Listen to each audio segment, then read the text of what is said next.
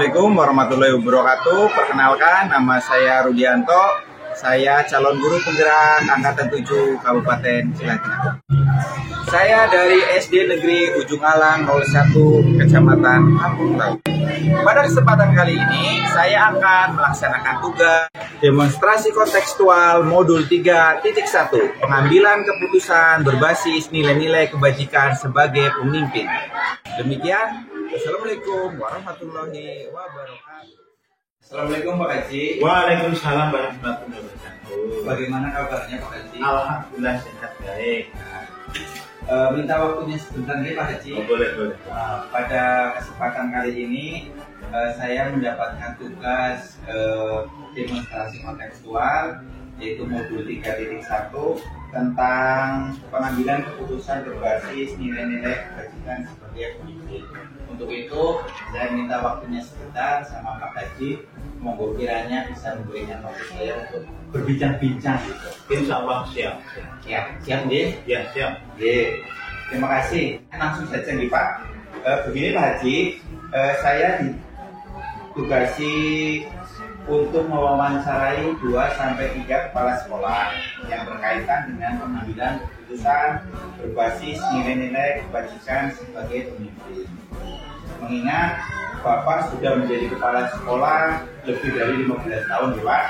Tentunya sudah berpengalaman dan sering menjumpai berbagai permasalahan, baik yang berkaitan dengan dilema etika maupun dunia. Dari pengalaman Pak Suhaji selama menjadi kepala sekolah, ya, pertanyaan yang pertama nih Pak, yang saya tanyakan adalah selama ini bagaimana Bapak dapat mengidentifikasi kasus-kasus yang merupakan dilema etika atau dunia? Sebagai seorang pemimpin sebuah instansi, terutama SD, pasti akan menghadapinya. Kasus baik itu kasus yang besar maupun yang kecil, dan tujuannya itu benar, tetapi saling bertentangan, dan yang salah satunya itu mungkin benar dan salah. Kedua kasus tersebut harus dapat diidentifikasi dengan benar agar tidak terjadi kesalahan dalam pengambilan keputusan. Cara saya dalam mengidentifikasi yaitu mana dari kedua kasus tersebut adalah dengan memahami masing-masing kasus. Terus tentu saja untuk memahami kasus tersebut saya harus berkomunikasi juga dengan pihak-pihak yang terlibat, bersama mungkin guru kelas atau mungkin orang tua murid. Tentu saja kita ajak bicara. Untuk itu perlu dibuatkan daftar pertanyaan identifikasi kasus, syarat sebuah kasus merupakan dilema atau etika supaya tidak berbenturan atau tidak melanggar hukum ketika kita mengambil keputusan. Itu yang pertama. Berarti boleh saya rangkum nih Pak. Berarti Pak Haji dalam melakukan suatu identifikasi sebelumnya itu Pak Haji berkomunikasi dengan beberapa pihak gitu ya. Iya. Bagus. Terus selanjutnya pertanyaan yang kedua nih Pak. Selama ini bagaimana Pak Haji menjalankan pengambilan keputusan di sekolah, terutama untuk kasus-kasus di mana ada dua kepentingan yang sama-sama benar atau sama-sama mengandung nilai kebajikan? Tentunya kasus itu ada beberapa efek, karena ini termasuk kasus perorangan atau mungkin kasus yang menyangkut banyak orang. Oleh karena itu perlu ada mengandung nilai kebenaran atau kesetiaan, rasa adil dan belas kasihan, ataukah mungkin berdampak untuk saat ini dan seterusnya. Oleh karena itu dampak terhadap pribadi atau mungkin dampak orang banyak itu bagaimana? Oh seperti itu. Berarti apa yang dalam menjalankan pengambilan keputusan Pak Haji selalu menitik beratkan kepada kebenaran, kesetiaan dan rasa keadilan gitu ya. Terus selanjutnya Pak kan tadi sudah terkait tentang menjalankan bagaimana Pak Haji menjalankan pengambilan keputusan. Selanjutnya Pak Haji, langkah-langkah atau prosedur seperti apa yang biasa Pak Haji lakukan selama sesuai dengan suara hati, naluri, dan juga memilih kebenaran yang paling kecil mudaratnya dan mungkin besar manfaatnya, dengan mempertimbangkan kepentingan peserta didik. Pertama, jika kasus itu berhubungan dengan peserta didik berdasarkan pada prinsip berpikir berbasis hasil akhir, berpikir berbasis peraturan, dan berpikir berbasis rasa peduli. Tahap berikutnya yaitu dengan melakukan investigasi, memeriksa kembali fakta-fakta yang ditemukan peluang, lalu buatlah keputusan. Lalu keputusan itu ditinjau kembali hingga keyakinan kebenaran itu ada, dan insya Allah dalam bimbingan ilahi keputusan yang saya ambil adalah keputusan yang bertanggung jawab. Tak lepas ini juga minta pertimbangan dari pihak-pihaknya terkait, seperti mungkin tadi yang sudah saya terangkan di depan, yaitu guru maupun komite memilih. Bagus sekali Pak. Berarti dari kesimpulan yang bisa saya ambil dari langkah-langkah yang sudah Pak Haji tadi jelaskan, berarti intinya hasil akhir harus bermuara pada murid nih Pak. Iya. Terus selanjutnya Pak, sangat luar biasa sekali seperti pemahaman Bapak terkait pengambilan keputusan berbasis nilai, kebajikan sebagai pemimpin. Menurut saya sangat bagus dan sangat dalam gitu. Mengingat mungkin pengalaman Pak Haji dalam menjadi kepala sekolah hanya setahun, 2 tahun. Selanjutnya gitu Pak, pertanyaan selanjutnya, hal-hal apa saja yang selama ini Pak Haji anggap efektif dalam pengambilan keputusan pada kasus-kasus yang mempunyai dilema etika gitu? Dalam kasus pengambilan keputusan dengan dilema etika dan hal yang efektif yang perlu dilakukan adalah menyederhanakan pokok permasalahan dan membangun kebijakan. Berarti intinya setiap permasalahan itu disederhanakan dulu. Iya, disederhanakan dulu pokoknya biar tidak kurang berat lah permasalahannya. Bagus sekali ini, menginspirasi sekali untuk saya sendiri gitu Pak. Terus hal-hal apa saja yang selama ini merupakan tantangan dalam pengambilan keputusan pada kasus-kasus dilema etika? Hasil keputusan kadang kalau mungkin menurut saya sih baik, tapi kadang ada mungkin pihak-pihak yang tidak dapat menerima sepenuhnya keputusan yang saya ambil. Oleh karena itu sebagian kita harus sesuai ikhlas menerima keputusan tersebut menjadi sebuah tantangan, dan orang itu bagaimana ikhlas menerima keputusan kita ini sebuah tantangan buat kita. Ya, ini memang harus tetap istiqomah dalam menjalankan keputusan itu, harus yang sudah disepakati. Bagus sekali Pak, memang dalam membuat suatu kebijakan atau suatu keputusan tentu hal itu tidak bisa terlepas dari kontroversi. Dan setiap kebijakan yang kita buat juga kita tidak bisa menjamin itu bisa 100% bisa memenuhi keinginan beberapa pihak itu. Sangat bijaksana sekali Pak. Terus selanjutnya, apakah Pak Haji memiliki sebuah tata kelola atau jadwal tertentu dalam sebuah penyelesaian kasus dilema etika? Apakah Pak Haji langsung menyelesaikannya di cepat atau memiliki sebuah jadwal untuk menyelesaikannya? Bentuk atau prosedur seperti apa yang sering Pak Haji jalankan? Kalau saya Pak jadwal sih tidak ada. Kita dalam menyelesaikan sebuah kasus itu prioritas kasus mana yang perlu diselesaikan secepatnya tergantung dari jenis kasusnya, dan pentingnya kasus tersebut segera diselesaikan secepatnya. Oleh karena itu kita tidak ada jadwal, karena kasus itu kan bisa muncul setiap saat. Kalau mungkin jadwal kadang sudah dijadwal tapi tidak ada kasus, nah bagaimana? Oleh karena itu seperti contoh kemarin ada siswa yang mengamuk di kelas sehingga membuat anak-anak yang menjadi traumatik, itu kemarin juga segera dilaksanakan, langsung diselesaikan beserta anaknya, juga orang tuanya, juga guru. Nah, setelah diselesaikan telah menjadi kondusif juga. Selanjutnya nih Pak, adakah seseorang atau faktor-faktor apa yang selama ini mempermudah atau membantu Pak Haji dalam ambil keputusan dalam kasus-kasus di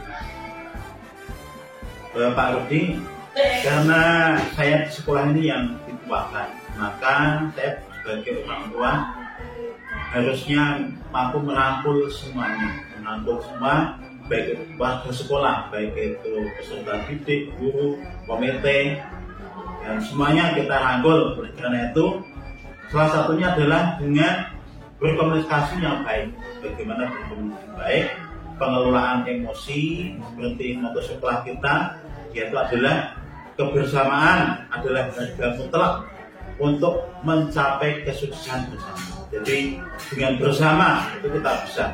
Oleh karena itu segalanya dalam pengambilan keputusan, dalam menyelesaikan kasus itu harus kita rangkul semuanya.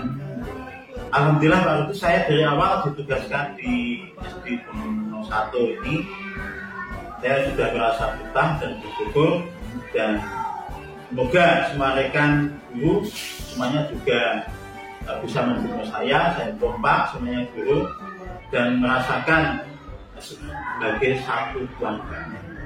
Bagus sekali Pak Haji, saya sedikit terharu. Selanjutnya nih Pak, pertanyaan terakhir mungkin pertanyaan terakhir nih Pak. Ya.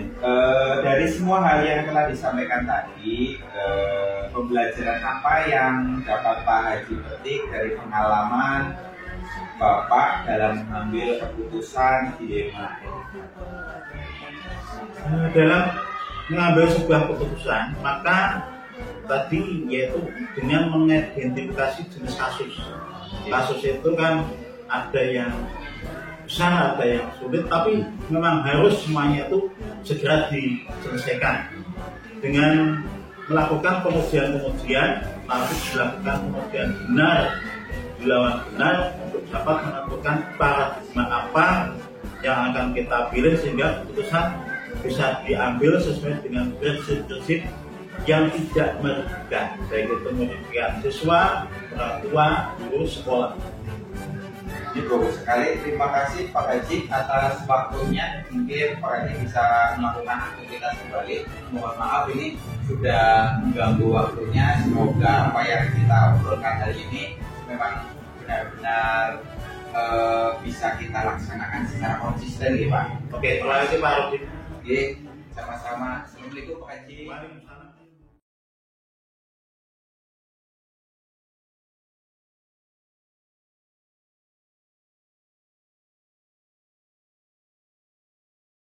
Assalamualaikum warahmatullahi wabarakatuh. Bagaimana kabarnya Pak Kasur? Alhamdulillah hari ini di Selasa dengan kondisi sangat kuat dan begini Pak Kasur, saya tadi sudah menceritakan kalau saya ada tugas mewawancarai 2-3 kepala sekolah yang berkaitan dengan pengambilan keputusan berbasis nilai kebajikan sebagai pemimpin. Mengingat Bapak sudah menjadi kepala sekolah lebih dari 15 tahun, tentunya sudah berpengalaman dan sering menjumpai berbagai permasalahan Pak, baik yang berkaitan dengan dilema etika maupun nah pertanyaannya di Pak Kasur, selama ini bagaimana Pak Kasur dapat mengidentifikasi kasus-kasus yang merupakan dilema etika? Ya, akan saya jawab. Kasus dilema etika biasanya cenderung muncul karena adanya kepentingan yang tidak sama diantaranya unsur-unsur yang ada di sekolah, yang kemudian menjadi isu dan bahan diskusi serta pembicaraan di antara unsur sekolah. Kemudian hal tersebut menjadi bahan dan referensi untuk dibicarakan di tingkat sekolah atau disampaikan ke kepala sekolah. Saya dalam menyikapi hal tersebut akan melakukan klarifikasi dan konfirmasi terhadap pihak-pihak yang teridentifikasi untuk dimintai keterangan dan pendapat terhadap apa yang menjadi permasalahan, dengan asumsi bahwa permasalahan pasti akan diselesaikan hanya dengan komunikasi dan koordinasi yang baik.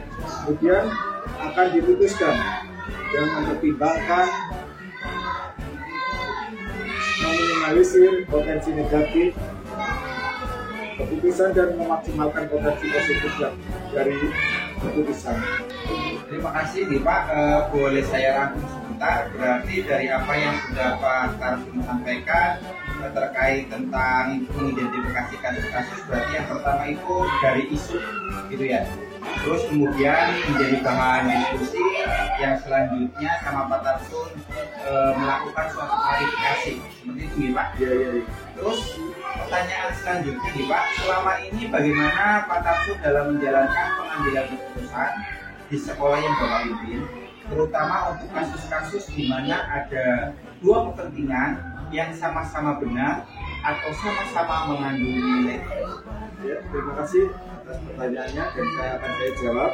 Pengambilan keputusan terkait dengan hal tersebut saya lakukan dengan pendekatan komunikasi dan koordinasi, karena bagaimanapun pemimpin itu hanya menentukan dan mengambil keputusan, tetapi referensi dan indikator serta pertimbangan-pertimbangan dalam mengambil keputusan ada pada unsur dalam organisasi, yaitu stakeholder internal juga berkenaan dengan hal internal. Bagus sekali, berarti intinya dari yang Pak Tarsum sampaikan bahwa pendekatan itu berawal dari komunikasi dan koordinasi di Pak. Terus selanjutnya langkah-langkah atau prosedur seperti apa yang biasa Pak Tarsum lakukan selama ini? Jadi prosedur yang saya lakukan selama ini di sekolah adalah menentukan kasus tersebut berkesesuaian dengan job atau unit kerja, kemudian melakukan koordinasi dan menjalin komunikasi dengan unsur-unsur yang terkait dalam unit kerja tersebut, meminta pandangan-pandangan dari unsur yang ada yang nantinya akan menjadi dasar dan pertimbangan pengambilan keputusan. Seperti itu nih Pak.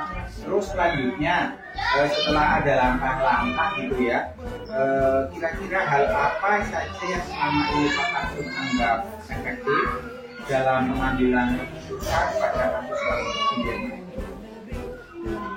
Ketika menangani dilema etika, kasus-kasus menurut saya kasus-kasus yang saya anggap efektif dalam mengambil keputusan dilema etika adalah hal-hal yang efektif dalam pengambilan keputusan adalah senantiasa menjalin dan menjaga keberpihakan melalui kebersamaan dan komunikasi dengan unsur pimpinan, terutama yang dapat memperkaya etika dalam memutuskan kasus dilema etika. Bagus sekali, berarti Pak Tarsum berkoordinasi dengan beberapa pemangku kepentingan, mempunyai pemangku kepentingan untuk dijadikan suatu referensi gitu ya, untuk menentukan suatu kasus dilema etika. Ya. Terus selanjutnya nih Pak, hal-hal apa saja yang selama ini merupakan tantangan dalam pengambilan keputusan pada kasus dilema etika? Kira-kira menemui tantangannya tidak yang selama ini Pak Tarsum hadapi? Selama saya menjadi kepala sekolah, itu berbagai macam tantangan yang saya hadapi di sekolah. Tantangan ada pada tataran menyesuaikan diri terhadap keputusan yang sudah diambil yang tidak mungkin bisa memuaskan kedua belah pihak, tetapi paling tidak meminimalisir kekecewaan karena proses pengambilan keputusan sudah dilakukan dengan melibatkan unsur-unsur yang relevan yang ada di sekolah. Memang benar Pak, dalam mengambil suatu keputusan tentunya kita harus melibatkan beberapa orang. Nah setelah keputusan itu didapatkan, tentunya juga di lapangan tidak semua kepentingan itu bisa diterima sama beberapa pihak. disitulah seorang pemimpin harus membesarkan hati para pemangku kepemimpinan gitu. Terus selanjutnya nih Pak, apakah Pak Tarsu memiliki sebuah tata kelola atau jadwal tertentu dalam sebuah penyelesaian kasus dilema etika? Apakah Pak Tarsu langsung menyelesaikan di tempat atau memiliki sebuah jadwal untuk menyelesaikan? Bentuk atau prosedur seperti apa yang sering dibicarakan? Untuk jadwal tertentu tidak ada, tetapi substansi dan urgensi sangat diperhatikan dalam menyelesaikan permasalahan. Karena penyelesaian permasalahan semakin cepat, maka akan semakin baik. Bahkan menjaga keharmonisan dalam lingkungan kerja. Gitu, bagus sekali. Yang berarti selama ini Pak Tarsu itu melihat urgensi dari suatu kasus agar menjaga keharmonisan dalam lingkungan kerja. Selanjutnya nih Pak, adakah seseorang atau faktor-faktor apa yang selama ini tidak atau membantu Pak Tarsu dalam pengambilan keputusan dalam kasus-kasus ini? Faktor-faktor yang membantu saya dalam pengambilan keputusan dalam kasus dilema etika tidak ada yang khusus, tetapi pelibatan unsur internal sekolah sering dilakukan untuk memperkaya refleksi dan informasi. Berarti setiap ada kasus di sekolah, Pak Tarsu selalu duduk bersama dengan rekan-rekan guru untuk memberikan masukan-masukan atau referensi gitu ya Pak. Jadi bagus sekali. Terus pertanyaan terakhir ya Pak, dari semua hal yang telah disampaikan, pelajaran apa yang Pak Tarsu petik dari pengalaman dalam mengambil keputusan dilema etika selama ini? Yang pertama, memahami konteks permasalahan.